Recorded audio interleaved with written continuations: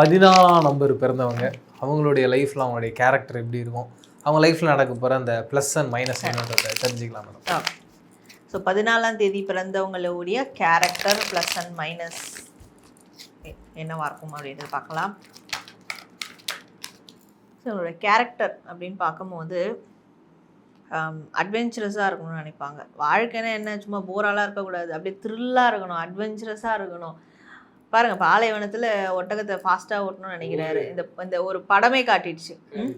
பாலைவனத்தில் குதிரை ரேஞ்சுக்கு ஒட்டகத்தை ஓட்டிகிட்டு போனோம். அப்போ அது எப்பேற்பட்ட அட்வென்ச்சரஸாக இருப்பாங்கன்னு பார்த்துக்கோங்க. அது மாதிரி இதாக இருந்தாலும் ஒரு கிக்கு, இந்த ஜெயம் ரவி படம் அவரோட வரும், கிக்கிலேயேன்னு அந்த விஷயம் இவங்களுக்கு தேவைப்படும்.